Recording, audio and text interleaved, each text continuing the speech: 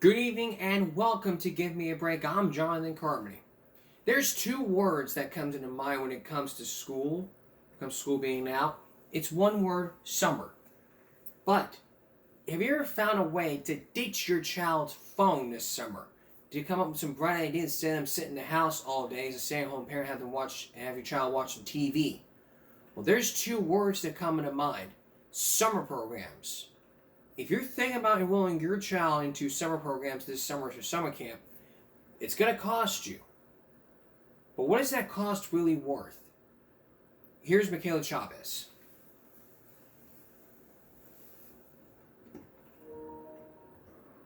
I enjoyed it. I mean, it was a good pastime for the summer. During her childhood, Shadiman Leggett loved being in summer programs. Now, she's a working mom.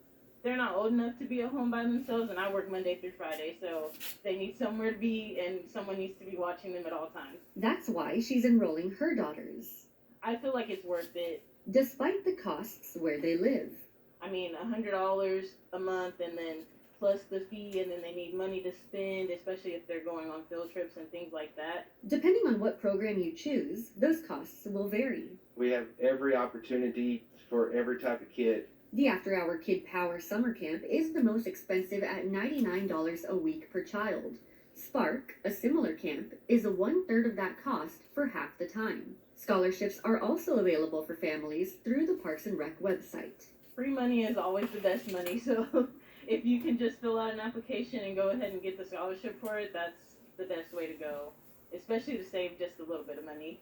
Despite some of these concerns, City Parks and Rec Director Robert Dodd says it hasn't affected signups so far. The sign-up is pretty consistent right now with past years. Each camp has its own age group, as young as 5 and as old as 16.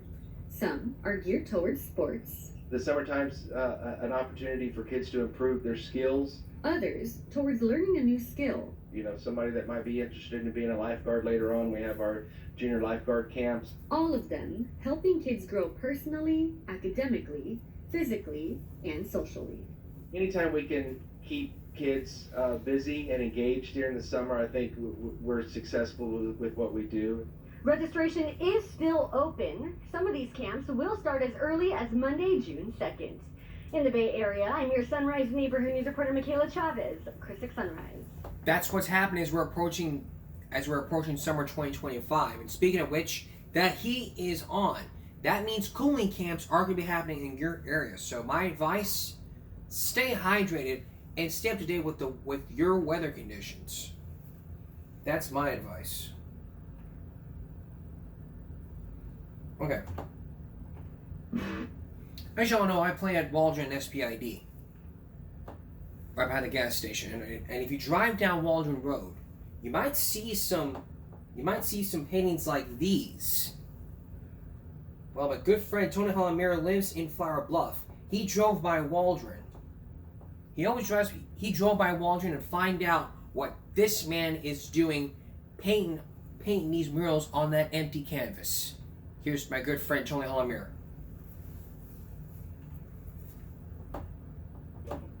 Yeah, exactly. 320 feet. A piece of art as long as a football field has transformed what was once a blank canvas on Waldron Road. Local muralist Danny De Leon has spent nearly a month creating the mural that focuses on Flower Bluff's identity with images like the iconic Hornet to ESD2 and more. Obviously a lot of sea life because we're right by the water on the island. The speckled trout. The spoonbill was like a really big favorite. I'm actually going to be doing Blue Diamond Phillips right here, because actually I kind of drew him out already. The project represents Danny's biggest work yet, far exceeding his previous 100-foot pieces. Working alone, he's put in about 25 hours a week for nearly a month. But I wanted to kind of appeal more to these people out here because they never really had a big piece like this. De Leon says the community's response has been overwhelmingly positive. Even high school seniors have come to take pictures with the artwork. Yeah, I've had a lot of people come by and show me love, man. It's keeping me going. It's been good, man. It's been really great. Using UV protected spray paint and clear coating to withstand the coastal environment, Danny expects the mural to last for years. And he plans to maintain it himself since he lives in the area. Hope that the people of Flower Bluff really appreciate it. I appreciate them for coming by and giving me love. So Danny De Leon tells me he expects to put the final touches on the mural by the end of the week. In Flower Bluff, I'm your neighborhood news reporter, Tony Hadamil, Chris 6 News. Really cool. That's really cool indeed. So we can give 3 cheers to this guy for painting the whole community, painting the whole Canvas community. That's what community is about. Not just about music, but showing love and creativity. Even seniors have even posted pictures of them at that mural, at that canvas. So if you're thinking about doing that for your senior pictures, go right ahead. And by the end of this week, it will happen. Hell, maybe he may even paint a picture of me. For all I care, me. I've been famous for 9.5 years, and no one could ever paint the mural. No one could ever paint the mural of me. No one could. No one could ever. We've covered cheating in schools for the 8 years, but would you ever imagine using AI would you imagine your child using artificial intelligence to help them cheat on a test? Next, we're going to meet a mom who says she got a letter from the school that says they're dropping the case after it happened to her for about a year. Still ahead, Barbara Walters' interview, and later on tonight, Barbara Walters' interview with Christopher Reeve. A 2-day process today and tomorrow, today and Friday. Please stay with us. Artificial intelligence. In the coming years of this planet, we could be seeing AI being used when we're taking our orders or when we're ordering our tickets. But could you ever imagine using artificial intelligence in the education system? Well, about a year ago, a student was claimed to be using artificial intelligence, or AI, to help him cheat on an assignment. It took about a year for this, but the school district is dropping the case because of all this. And for the parent you're about to meet, there's still problems that need to be heard. Here's Chris Papps.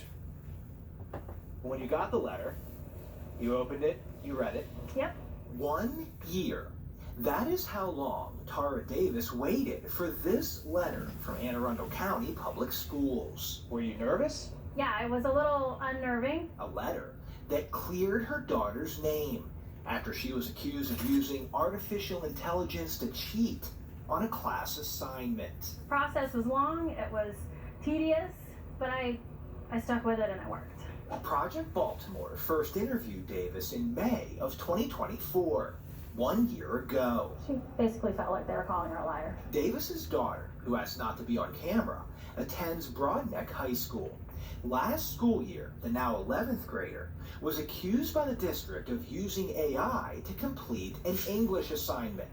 Her school does not have a policy concerning students using AI. Instead, she was found to have plagiarized, a violation of the district's academic integrity policy. That violation appeared on her permanent record, even though Davis's daughter says she did not cheat. I want to keep going. I want to keep fighting the fight. The following month, in June of 2024, we spoke with Davis again. After her first 3 attempts to appeal the school's decision failed. It's frustrating. It's frustrating. Very frustrating, actually. After her 4th appeal also failed in October, we went back to Davis. At the time, she had just filed her 5th and final appeal. I never imagined that I'd have to go to these lengths. As Davis continued to fight her daughter's school system, Project Baltimore kept investigating. We learned Anne Arundel County schools may have acted improperly by using the AI detection software GPT-0 to punish Davis's daughter. Before uploading any material to GPT-0, users must agree to the website's terms of service, which state the person using the software is the creator and owner of the material or has the permissions to upload it, which Davis's daughter did not agree to. Also, by uploading the assignment to GPT-0, Anne Arundel County schools may have violated FERPA, the Federal Education Rights Privacy Act. Under FERPA, a school generally may not disclose a student's education records to a third party without prior written consent. The U.S. Department of Education told Fox 45 in a statement last year it would have to conduct an analysis of the case to determine if any violations occurred. Do you think it should have taken a year? No, I don't. I think it was an unreasonable amount of time. But now, with this letter from Anne Arundel County Schools, Davis's fight is over. Following her fifth appeal, the school system wrote, "Given due consideration to your concerns as a parent and AACPS's intent to fully develop its procedures in the AI space, the finding that your daughter violated board policy and academic integrity has been rescinded." It was exciting to know that this had worked, you know, and I just encourage parents to stand up for their kids. You know, yeah, it might be uncomfortable, but it's important. Davis's daughter will be a senior this fall. She'll soon begin applying for college, and the charge of violating academic integrity will no longer be on her record. But now, Davis is calling on the school system to pass an official AI policy so more parents don't go through what she did. You know, it's not going anywhere. It's developed rapidly over the past 12 months. The sooner schools get on board with embracing how it works and how to make it work for the kids, I think everybody's going to be better off. I'm Chris Pabst, and this is Project Baltimore. Wow. So now we know. Now we know she used it. She was falsely accused by the school, but the school violated federal and state laws. The state of Maryland, they violated the state of Maryland law and federal law. But they can defend themselves saying, "Hey, we tried to do our best. We did our best." Did she use artificial intelligence? We don't know, because the child may not come on camera to tell her side of the story. But she is singing this fall. It's marked from record. The problem is solved. The problem is solved, really. But it may not change. So if you're being claimed about this, I mean, after all these appeals, one time, not once, not twice, not the third time, 4 times. The appeal did not go through 4 times. But a year later, the thing was dropped. The thing was wiped clean. They was off the record because of the stuff that's being brought against them. Even Project Baltimore did a story about this last year. We heard from the mother. Now, things have got to change. What there needs to be is policy, which is correct. Policies need to be created. There is no if, and, but, or excuse about it. And I get where people are coming from here. But we have to understand that, you know, artificial intelligence is the future. About taking orders, but I mean, the casual cheating is just, you know, you just look at a person's paper and you remember the answer, right? Exactly. Or you'll look at the asking them what's the answer to number 8, and they say A, and that's how it happens. Or that's just how it happens. I mean, with technology nowadays, or getting away with things, it's like they just cheat. You cheat, you get a 0, the paper gets torn up. That's how cheating is. Coming up, the moment you've all been waiting for. This week is still finale week. And coming up next, Christopher Reeve and his wife from 30 years ago when they both sat down with Barbara Walters. Tonight is going to be the Barbara Walters interview. Friday, our season finale is going to be Stone Phillips' interview with not just Christopher Reeve, but his wife. We'll have Barbara Walters' interview when we come back. Stay with us. Welcome back. Normally we would do viral break at the end of the broadcast, but because of this finale, what I want to do is just do it at the middle of the broadcast. Everybody has family secrets, but what you think about exposing them during your family dinner? Well, Saucy TV, Pierre or Marco expose some family secrets that you may laugh at. Hey, what's Let's that? take a look. So Easter's a time of new beginnings, and I want to get something off my chest. I'm the one who broke the porch light when I was 11. I knew it. You broke the light? I knew it. I have glass in my foot still from that light. This is what happens when you try to do the right thing, which is why I came prepared. Okay, for what? Nikki has a tattoo she's been hiding from mom and dad for over a year. Oh! He's lying. Linda dropped out of grad school 2 months ago and hasn't told anyone. Oh, grad school dropout! Dad's been cheating on the diet you guys started to little minis last night. Year actually isn't allergic to your spaghetti sauce, he just doesn't want to eat it. He likes Uncle Giuseppe's better. Mom set up monthly payments from Dad's bank account to pay her beauty treatments. Oh, auto-pay scandal! You don't like my sauce? You worry about sauce? This one over here's got a tattoo.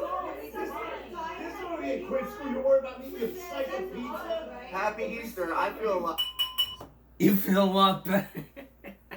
If you feel a lot better exposing your secrets, you may feel a lot better when you're with Christopher Reeve up in heaven. Well, a couple days ago, we talked about the journey of Christopher Reeve. You know, it was 30 years ago when Christopher Reeve broke his spinal cord because of an injury from horseback riding. We showed you x-rays. We even showed you a daily report, a short of Sarah James talking about what happened during those times. And just 30 years ago, he died of a coma. He died of a coma. His wife, and a couple years after, his wife died from cancer. Now, in a documentary, the kids speak out for the very first time, spoke out with Diane Sawyer for the very first time in that documentary called Superman. I got copyright infringement. I probably got copyrighted because of me using a documentary. So for the next 2 days, I'm going to present to you with 2 interviews with Christopher Reeve. This one we're about to play you is from Barbara Walters. The other one is with Stone Phillips, talking with not just Christopher Reeve, but Christopher Reeve's wife. And for the very first time tonight, and this is the first time in 8 years that we've done very special finales. Because I thought if this was a great way for me to end the season finale, the Christopher Reeve story would be it. So this in mind, the journey of Christopher Reeve begins as we go back to when he first played Superman. Here's Barbara Walters. A man whose courage in the face of daunting obstacles is, I think, the mark of a true hero.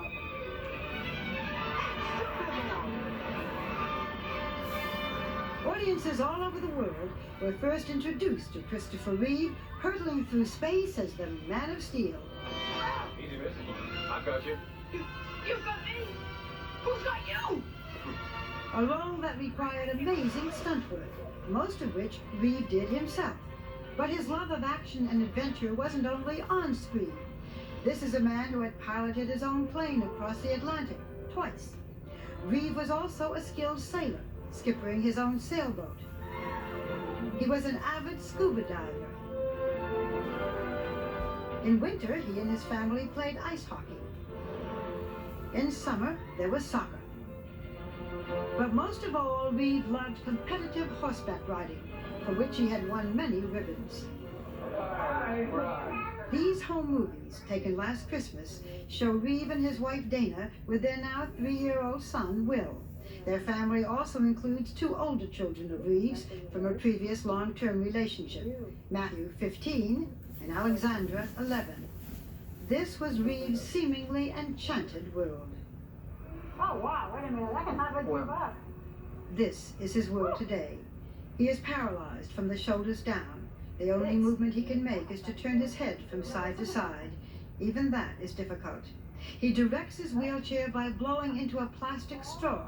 A hard puff, the chair turns right. A soft one, the chair swings left. Christopher Reeve turned 43 this week. It is now 4 months since his riding accident. and he is still hospitalized, now at the Kessler Institute for Rehabilitation in New Jersey, where I talked to him in the facility's physical therapy room. How are you today? Pretty good? Very well, thank you. Yeah. I think we should explain to people a little bit about how you talk and how you breathe. There's a respirator that helps you breathe. Right behind the chair is a respirator which generates air. Mm-hmm. And on the breath, I am able to speak because the thing around my neck is kind of loose and some air goes over the vocal cords. So I just have to wait for the air to come like I did just then, and I could talk. Are you in pain? No, I'm not in pain at all. No. Mm-hmm. Now, I understand that you have sensation in your neck and shoulders. Oh, you tell me. Yes, I actually have sensation in some weird collection of places. There's a little spot just by my left ribs in the middle. Dana used to touch. Because it felt so nice to have a connection someplace, you know, and I also, the bottom, very bottom of my left foot, I can feel when somebody touches it lightly. When somebody touches it lightly, and I have feeling in my shoulders. And of course, my head and neck and all of that, my head is very sensitive. But that's about it. And below my shoulders is like, it's all there, but at the moment I don't feel anything. What do you remember of those first days? Well, I gotta be honest with you and say that they had me pretty snowed. Yeah. But I'm a blank from warming up my horse for the cross-country phase of the competition that I was in. That was Saturday afternoon, May 27th. Until the following Wednesday when I came out of the morphine enough. Total blank, but I've been able to put pieces together by talking to people. It was last Memorial Day when Reeve was riding a well-trained chestnut-colored thoroughbred named Eastern Express. During a competition like this one, Reeve was approaching what experienced riders say is an easy 3.5-foot jump. But for some inexplicable reason, Eastern Express stopped dead in her tracks just as she reached the hurdle. Reeve was catapulted headfirst onto the ground. Had a spectator not cleared an airway, Reeve would have died at the scene. You know, one of the things I couldn't understand is like why, I mean, to end up a quadriplegic off a training level jump is virtually impossible.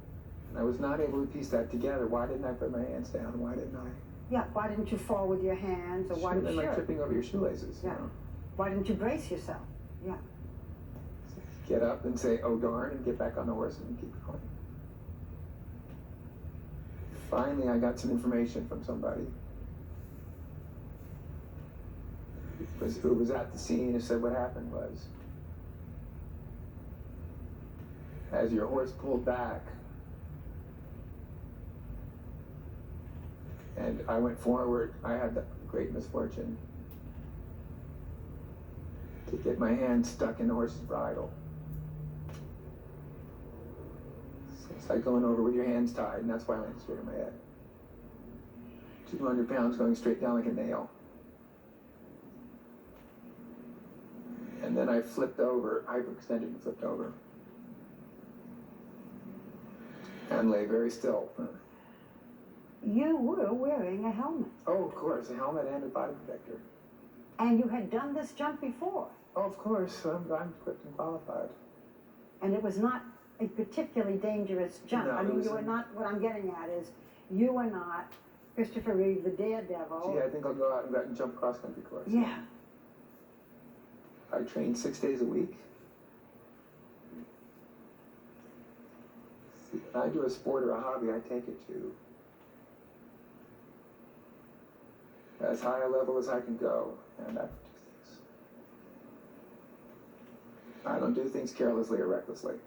So you don't say, what if I done this, or what if I done that? No, this is absolute freak. Dr. Wise Young is Director of Neurosurgery Research at New York University Medical Center and one of the country's leading experts on spinal cord injuries. Feel this bone. This is what 200 pounds of Christopher landed on when he landed on his head.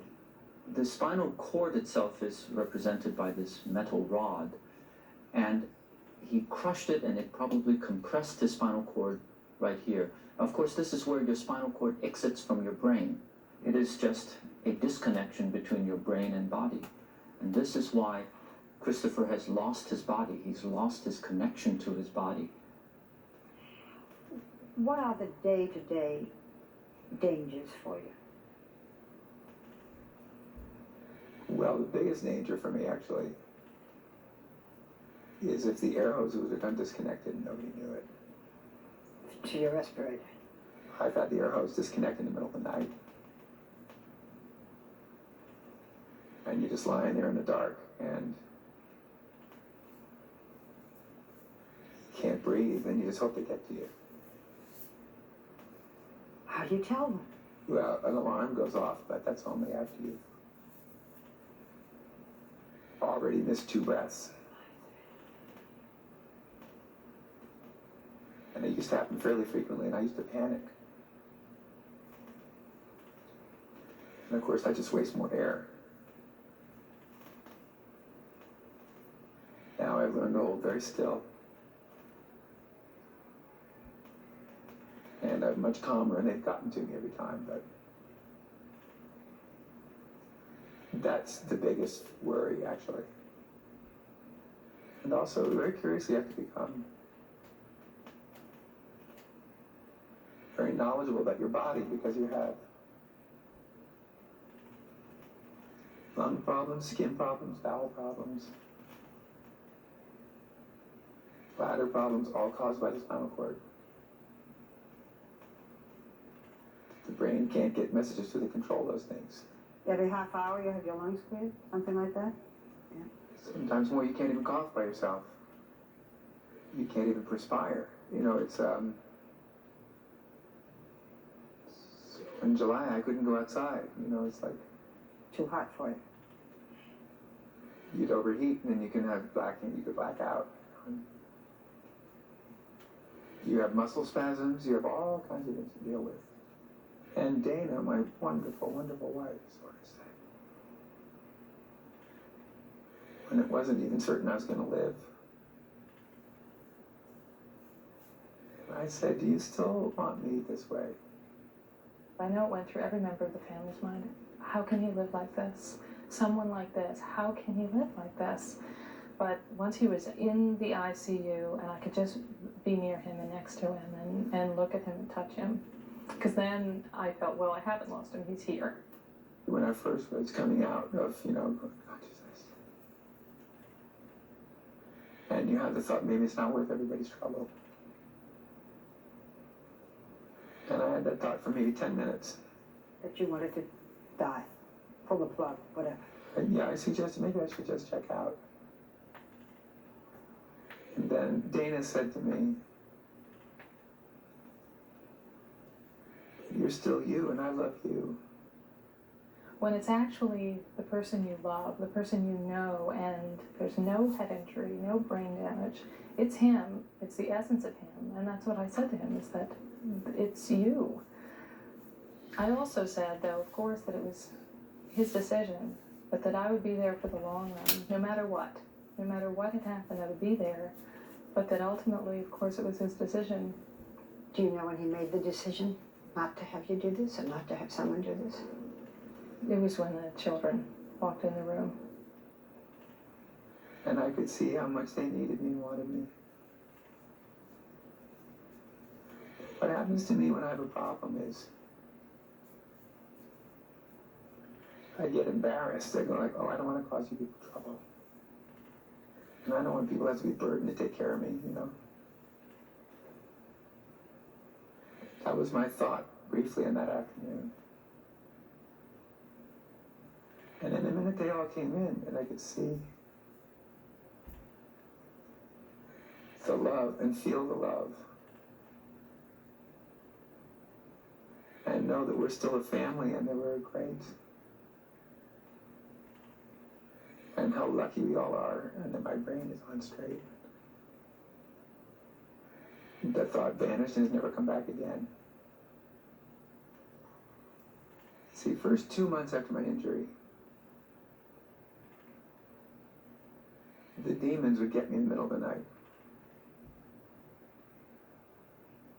The hours between 2 a.m. and 7 a.m. were the worst. You don't sleep then? I do now, but I didn't then. I lie awake. And I think, what's going to become of me? Woe is me. No, I'm a miserable, so whatever. That's the fact. In my dreams, I'd be whole. Riding my horse, playing with my family. You know, we have a beautiful boat that Dana and I worked on together and built together. We'd be making love, we'd be doing everything. And then suddenly I wake up, it's 2 in the morning and I'm lying in bed. And I can't move and I'm on a ventilator. Those are the worst times. Those are the worst times. But now, I sleep through the night. What made the difference? Begin to see there is a future. And as the love and support, friendship of family and friends and people around the world. As all these things came to me and I realized their value. You pull out and go, man, am I lucky? I am so lucky. It's unbelievable. Oh, boy, that's impressive. You know, his courage and his situation remind us all who are lucky enough to have all our faculties that we take for granted, just moving our hands. He says looking at a cloud is different. The relationship with his wife and children. I mean, everything. Boy, I'm never going to complain again. And now he can smile when he talks to you. That's what's marvelous. You know, it is interesting when he talked about why he landed, 6'4", 200 pounds, landing smack on his head. I hadn't known that until I saw this. There was a spectator there, an anesthesiologist, who was the one who cleared his passage so that he could breathe. She watched it. She was the one who saw his hands getting caught in the bridle. And this is the kind of accident that can happen to anyone. This man wore a helmet. He used to do public service announcements. And it affects mostly these accidents, young men in sports accidents. It's amazing. And, of course, now, being entirely normal from here up, he can smile, swallow, blink. This is what matters, as you will hear as they go on. There's more to come, so I think you may say, can I leave my seat now? No, don't leave your seat. There's more to come. When we come back, there's more Christopher Reeve to come from his wife and from his kids. More of the joy of Christopher Reeve when we return. Please stay with us. Returning to our story, A Star is Born. You've heard Christopher Reeve say how lucky he is to survive that horrific accident that happened 30 years ago. You've also seen him use his respirator, how he moved left to right, by him blowing hard to go right, soft to go left. Now we take a deeper look into Christopher Reeve with his wife, Dana, and the children. You'll get to see him through the physical therapy throughout all the years right after the accident. Will we know more about Christopher Reeve from the years ahead? Once again, here's Barbara Walters.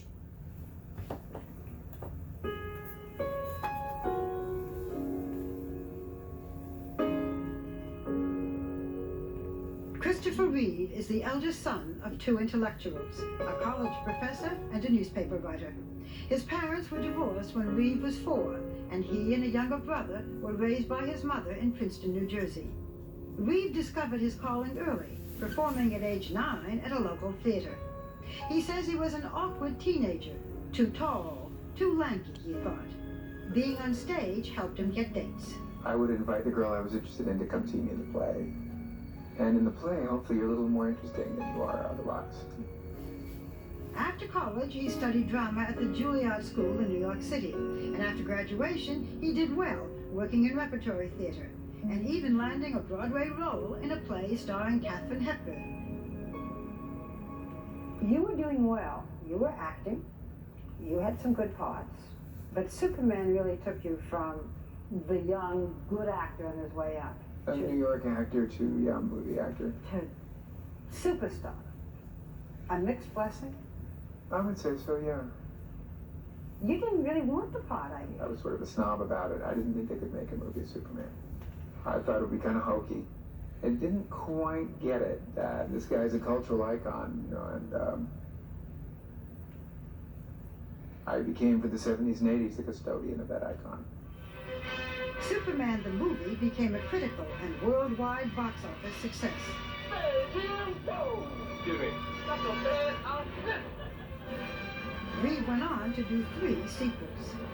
But by that time, it was hard for you to be taken as the serious actor that you really are. I didn't experience that. You didn't? You mean you got the other roles after the Superman? Yeah, in fact, I got too many roles. Really? I could have done almost any movie I wanted to do. But I'm still only 26. And I'm not a veteran film actor yet, so I was scared. So to tell you the truth, it was the opposite that many people think. For example, I was cast in American Gigolo, but I passed. Richard Gere did it. Turned down Body Heat. I chickened out on that one. Turned down Body Heat. You turned down American Gigolo. Turned down Mutiny and the Bounty. Mutiny and the Bounty. I just chickened out, and I thought, I don't know what I'm doing. Despite the fact that Reeve passed on so many important roles in his film career, he was always working, making 9 other films over a 10-year period. In 1993, the prestigious filmmaking team Merchant Ivory cast him in the Oscar-nominated Remains of the Day as a distinguished U.S. Senator. I want you to know I have the greatest respect for the English story. I love it over here. In fact, my family used to bring us here as kids, so I've always felt right at home. With this role, Reeve felt he had hit his stride. His reputation was growing, and this year, 1995, was to be his year. I would have said in about the last year or 2. I was just beginning to get the hang of it. Must admit I am disappointed that now I will be missing some of those opportunities I was looking forward to. But see, it was going to be a big year this year. I was going to do Kidnap for Francis Ford Coppola in Ireland. Supposed to start shooting a week after my accident. And I was going to do a movie for Ismail Merchant with Jean Moreau called The Proprietor, and then I was going to direct a film.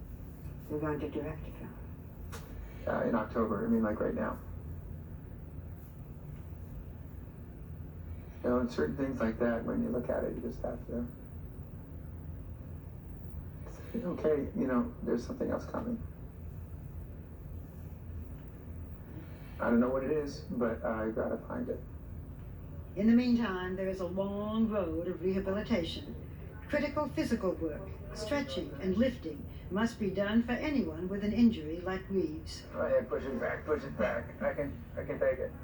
It is estimated that there are 250,000 people who have been paralyzed in this country, a population that is overwhelmingly male and overwhelmingly young, most often from car wrecks and sports accidents. Yeah, left is hard. Reeve must have his limbs moved and stretched up and down to keep his muscles and joints supple and flexible. Hey, Will! Some days it becomes a family affair, with Dana and young Will doing the heavy lifting, raising arms and legs that were once so active, but are now dead weight. Oh, good. That's great. Well, thanks.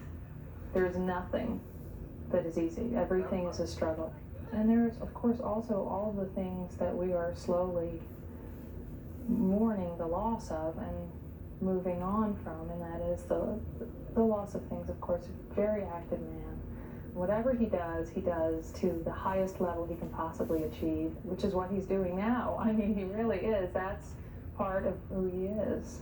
But also the thing that is the hardest, I think, for me to think about is him playing the piano, because that's something not many people know that he knows how to do, and that's something that he and Will have shared a lot.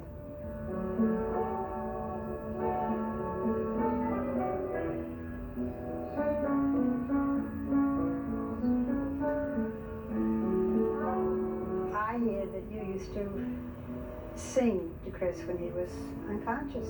Yeah. What did you sing? It's our song. We sing with Will. And it's called This Pretty Planet. This pretty planet spinning through space. You're a garden, you're a harbor, you're a holy place.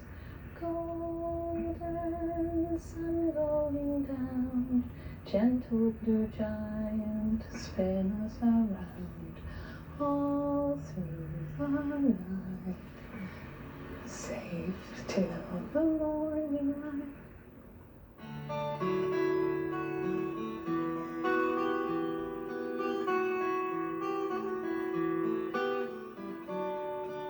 Dana and Chris first met 8 years ago when they were both performing in regional theater. 25-year-old Dana Morosini was singing at a late-night cabaret. Reeve was in the audience, and he says he could not take his eyes off of her. It was intense attraction at first sight. Yeah. Yeah, it was intense. Which developed very quickly into love. They married in 1992 when Dana was 7 months pregnant with their son Will. You were married for what, 3 years before the accident? Yes. Things going well? Right? Oh, yeah. Oh, it was... Chris actually used to say every day for the first year or so that we were married, every day he would say, gosh, I love being married. I love being married. This is actually a good deal. I can't believe it. Yeah, what is that? We should have done this before. What did you learn from Dana? Oh my God, there's a commitment, true commitment. True commitment transforms you, and you really know where you stand. You have a base on which to build your life. You're not in a shifting sand anymore. And yet the relationship can grow and change, and what has happened since the injury is we were always happy together, and we were always in love, but I would say we've now transcended into something where our moments together are even more valuable than they ever were. Dana has not missed one day in the 12 weeks, driving often 3 hours a day just to come be with me. There are people in this hospital whose husband was, drop in on a Sunday for 10 minutes. And I would not be where I am today with the positive outlook that I have and the sense of real hope and purpose if it were not for Dana. We will make the best possible life out of this life that we now have. And there's no question that he will continue to be a leader and continue to be a strong person and a funny person and a lively person. I look at you holding your husband's hand. Yeah, I know. You don't feel that. You can't. No, I can't feel it. No. Yeah, but that is, you're talking about some of the toughest parts. That is tough because I can feel him, but he can't feel me. Except up here, I spend a lot of time touching him here and touching his face, and all of that is sensitive. Yeah. But it's, and not being able to get hugged back and stuff. That's Yeah. You also gradually discover, as I'm discovering, that your body is not you, and the mind and the spirit must take over. And that's the challenge as you move from obsessing about why me and it's not fair and when will I move again and all of those things. And move into, well, what is the potential? And now 4 months down the line, I see opportunities and potential I wasn't capable of seeing. Back in Virginia in June, we have genuine joy. We experience the genuine joy of being alive because every moment means more. Every moment is more intense and valuable than it ever was. I received 100,000 letters all over the world. And it makes you wonder, why do we need disasters to really feel and appreciate each other? But, you know, it's sure coming now. And I'm overwhelmed by people's support of me. And if I can help people understand this can happen to anybody, that's worth it right there, not to mention my family. So I really sense being on a journey. It's very interesting. Their little boy, Will, seems to be taking it in stride. What was his reaction to this right-angle turn? He was with Dana when the doctors first told Dana that Chris was paralyzed because she didn't have a babysitter that day. When he first saw his father with all the tubes, she was very worried about it. But now it's Daddy. Crawls in his lap, kisses him. Yeah, it is Daddy. This is what everyone is understanding, that this is unaffected. And this is where the love is. Well, you know, a big question is, will Christopher Reeve ever walk again? That's the big question ever. So if you're thinking of leaving your seat, I tell you right now, you don't want to miss. You don't want to miss part more of this finale. Part of more of the part one of the finale. When we return, the big question is, will Christopher Reeve ever walk again? That is a huge question.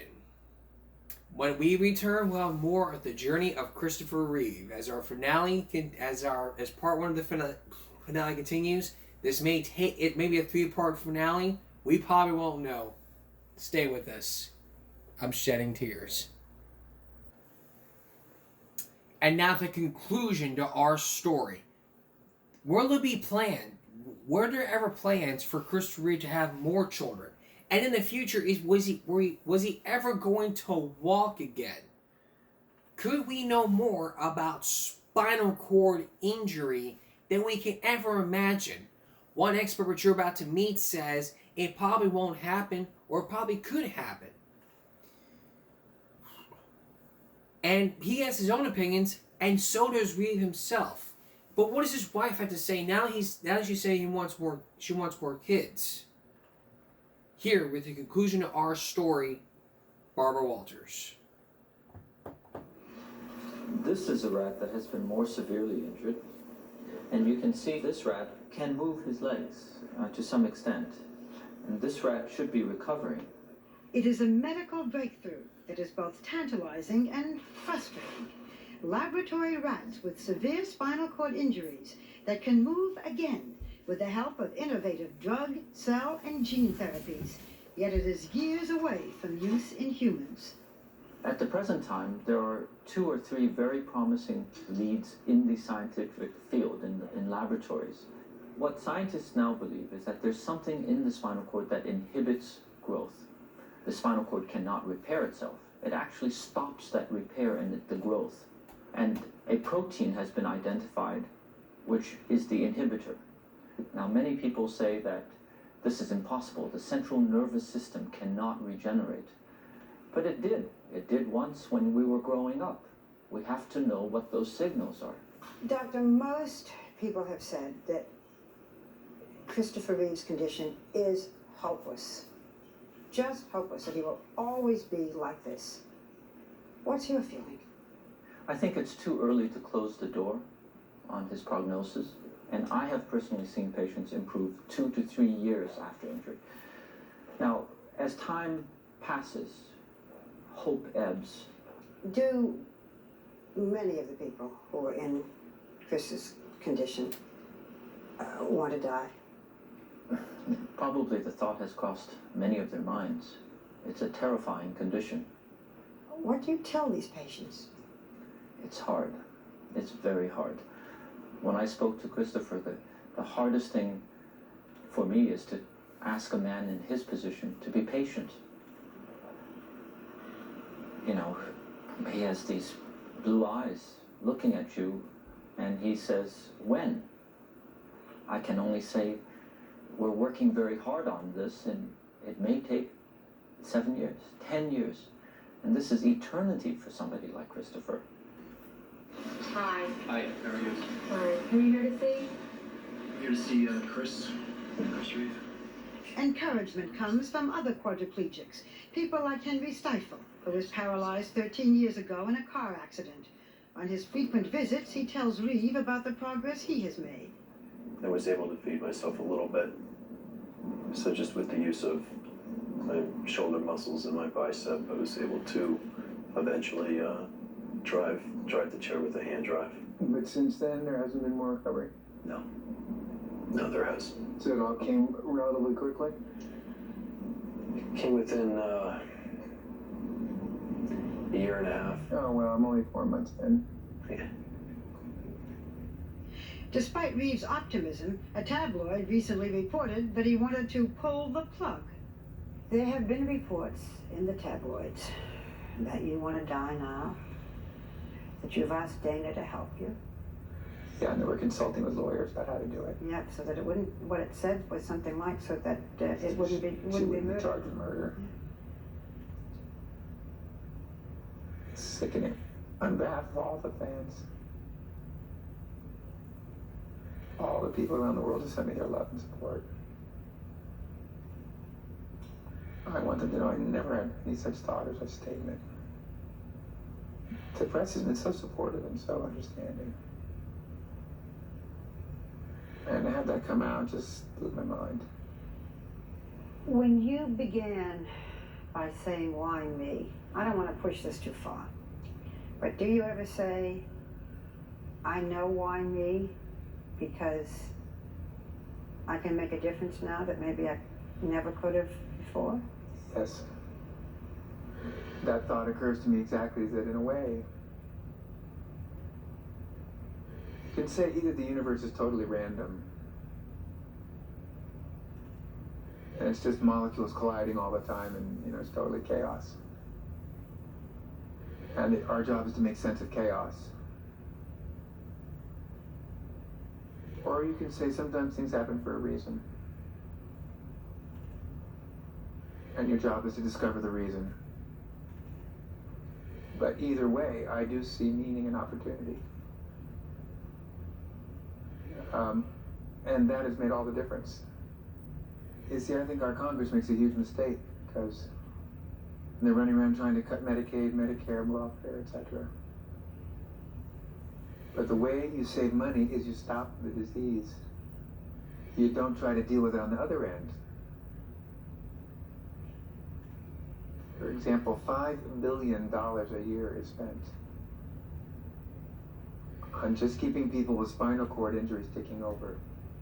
$5 billion for people with spinal cord injury? 200,000 people in the United States alone have the same problem as me.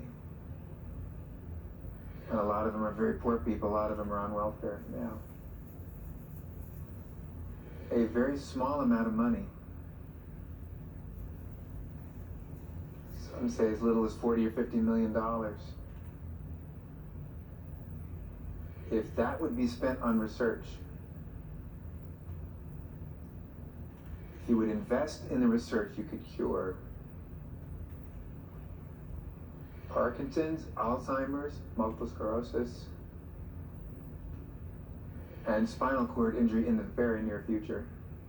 But I bet you, in my lifetime, maybe even the next 10, 15 years, if the public will demand that the politicians spend that little bit of money, make that investment, I'll be up and walking around again.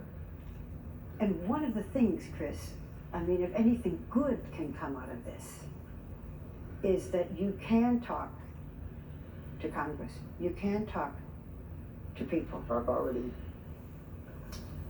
been nominated to the board of directors of the American Paralysis Association. And I will be doing work for them. I will be going to Congress to make the case about the economic argument. What we're going to try to do is keep it single floor living. And so while Reeve sets his sights on his future life of activism, I talked to Dana at their home in New York State about what her plans are for their daily life together. What are the immediate goals? to get him home, to get him settled at home, to get our family back together, to reestablish some sort of routine. What is the physical goal? The first hope would be some sort of weaning process off of the ventilator. We're also hoping that he'll get some arm movement Chris has called you his Rock of Gibraltar. You depend so much on not just your love, but on all the things you can do for him. Mm-hmm. That's an awfully big responsibility. Yeah, it is. But I think this is a real test of the wedding vows. He's my partner. He's my other half, literally. It's not within the realm of my imagination to do anything less than what I'm doing. This is delicate. Chris told me this himself. You have one son. Mm-hmm. Chris said it would be possible for you two to have other children. I'm not sure I understand that. I'm not sure I understand it either, but it's, there are, how do I describe it? It's a reflex. I mean, that's, and that it has happened. There are other couples who are, the man is a quadriplegic, and they've been able to conceive children. It's an automatic reflex. It's part of that reflex system, as opposed to the other neurological reflex system. So it would be possible. Yes. Yes. In fact, it is possible. In fact, it is possible. I'm here to tell you. Do you want to have other children? Yes. Yes, I hope we do. In the months ahead, you'll be leaving here. And then, how do you see your life? Oh, busy, busy, busy. Mm-hmm. We're in the process now starting to redesign our house. And rather than looking at the limitations, we look at the opportunity. And you plan to direct? And plan to direct, yep. Chris, has anyone offered you the opportunity to direct? Yes, they have. In fact, I'm supposed to be doing that movie now. And do you think you can still? I am honored by the fact that the producers have announced that they will save the movie for me. They're going to save the movie for you to direct? So when I'm ready, we'll do the movie.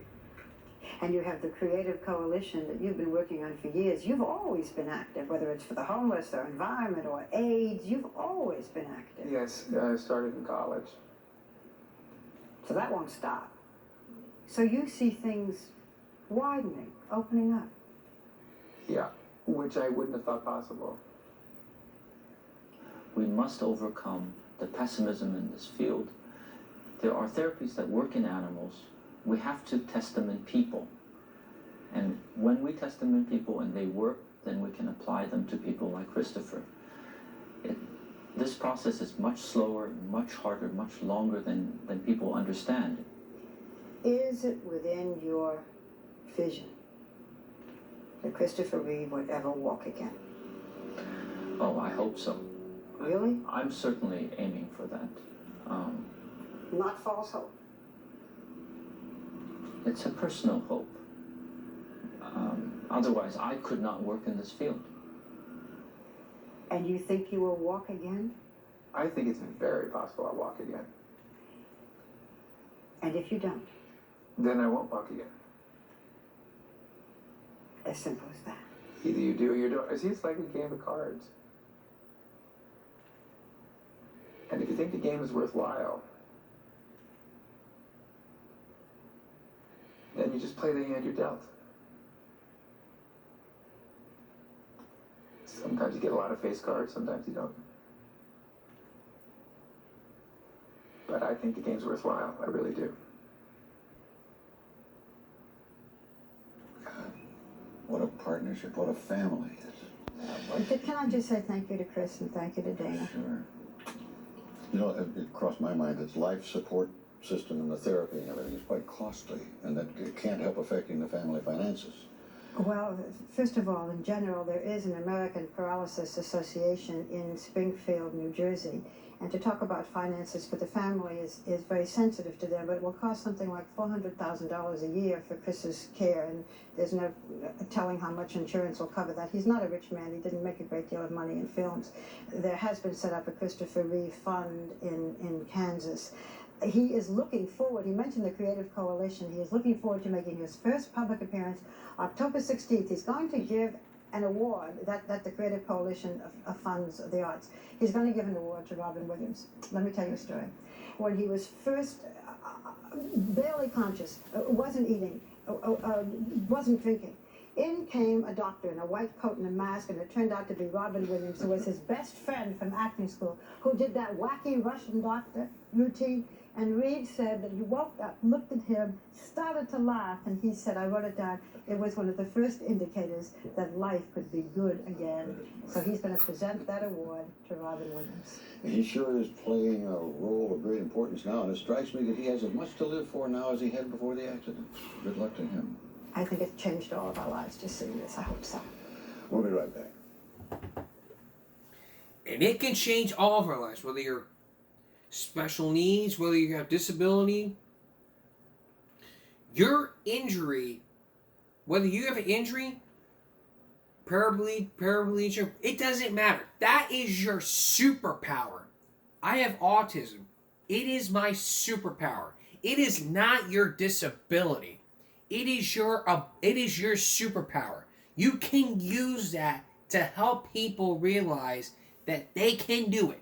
If they can't walk, then I don't know what else to say. If you can do it, if he can do it, you can. If you can overcome your disability, use that as your superpower. Don't let anything stop you. Don't let anything get in your way.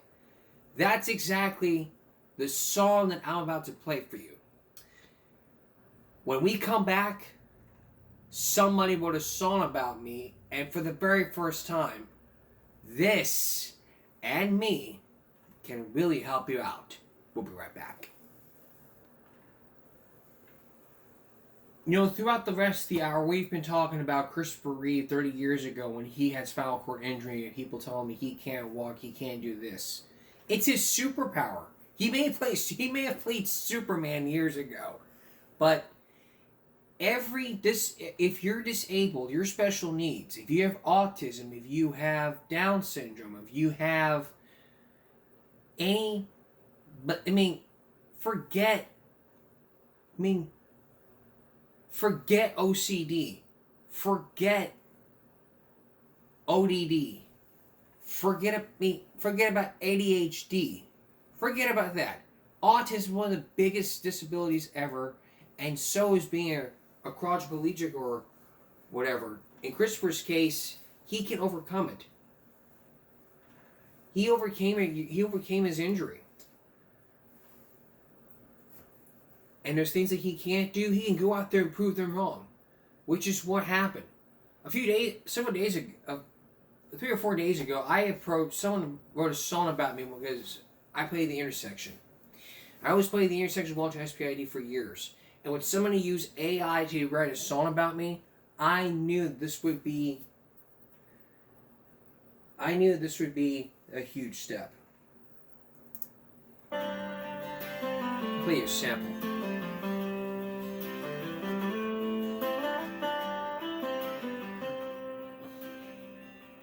Down on SPID and Waldron Road, where the evening traffic flows, stands a man with guitar in hand, singing stories only he knows. Every weekday 5 to 7, he turns concrete into heaven, with his voice that carries strong, proving everybody wrong. At the corner of dreams and determination, he's rewriting what the world believes. Autism ain't a limitation, it's the power of his sleeve. Every honk's a standing ovation, every song's a victory. At the corner of dreams and determination, that's where Jonathan's meant to be. And it's where I'm meant to be. And what he came through, it's where he's meant to be. He might have never walked, but let me tell you, he can do anything. Whatever he sets his mind to. Just like everybody who's on the spectrum. If you can do it, if Christopher Reeve can do it, so can the people who are on the spectrum, especially me. And for me doing this, for me my own show since I was 20 years old, I didn't even know how to talk to a camera overcome stage fright, or we overcome camera shyness. Before we even filming a video before doing this, I know how to create a YouTube channel. But I've been self-taught for years. And believe me, it wouldn't even take somebody as smart as I am just to do a show. It's all about inspiration and having the guts and the will to do what you can do to be very helpful. This is an example. Not just people who have autism. We're like I know Autism Awareness Month ended, but whenever you overcome something, don't let that stop you. Keep going. There is a song that's one of my favorites. And it goes like, if you're going through hell, keep on going and don't slow down. If you're scared, don't show that you might get out before the devil even knows you're there. That's exactly what Christopher Reeve would have done. He went through hell. He kept on going. He was a paraplegic. He went through hell. He kept on going. He overcame the odds. He did everything he could. And throughout the years, he did it. He was even on Smallville, for crying out loud. He went through hell. That song should have been written before his death. That song should have been written, and now, 2 years before, and a year and a half after his death, it was written. And it should have became the anthem when Christopher Reeve died. An anthem that everyone can go through. So if you're going through hell, you keep on going. You don't slow down. You face that fire and you keep on walking on through. You might get out before the devil even knows you're there. Keep on going.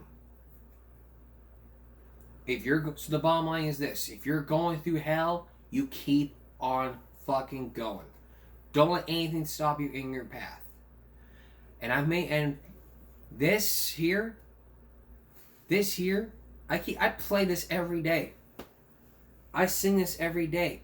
Every verse. Look at all this. All of this. It made everybody in the community cry. Even the bridge. Even this one right here. Don't hide what makes you different. Whether you're autism, if you're on the spectrum, if you're paraplegic or quadriplegic, don't hide it. Embrace it. What people call a disability, it's the source of many things. Everybody, we're all special in our own ways. Whether or not we're on disability or not, we're not ordinary people. We're special in our own ways. Whether we play some music, whether we're actors, whether we're doctors, we are special in our own ways. That's exactly what I'm going to say to Alyssa Lamb on Friday when we have our meeting. And believe me, this is going to make her cry, and what I will say is going to make everybody tear up. But this is not over yet. Tomorrow, on Friday, it's our season finale. Part 2 of the Christopher Reeve journey. This time we're going to hear from Christopher Reeve and more from his wife. And for the very first time, we will get to see him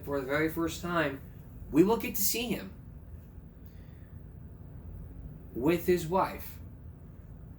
After all the years. So 4 years later, Christopher Reeve and his wife speak with Stone Phillips in a Dateline exclusive. That is something that you definitely don't want to miss.